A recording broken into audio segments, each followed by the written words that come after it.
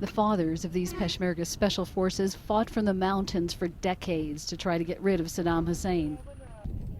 Former fighters and volunteers are now reinforcing the Kurdish Peshmerga to hold on to the gains the Kurds have made. But it hasn't been enough. U.S. airstrikes launched after the overwhelmed Peshmerga withdrew are meant to stop the advance of the Islamic State group just 40 kilometers from Erbil. They're also meant to help Kurdish forces stand up against a better armed enemy, still known by some as ISIS.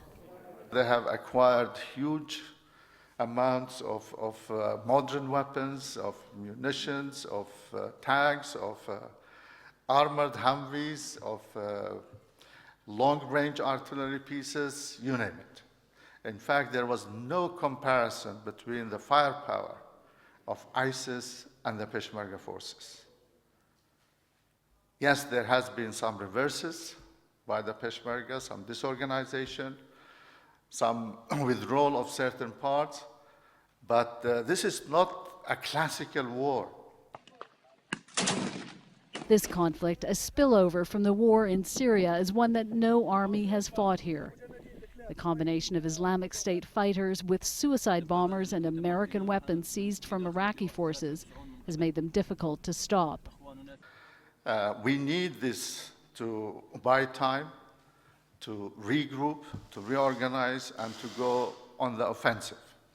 One of the priorities will be to retake the Mosul Dam, the biggest in the country, now fallen to Islamic State fighters.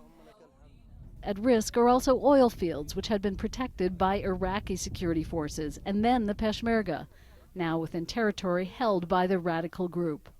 Mosul, a center of power for Islamic State fighters, is just 60 kilometers from here. The city of Erbil is the Kurdish capital and a major economic hub. It's also a main target of the group.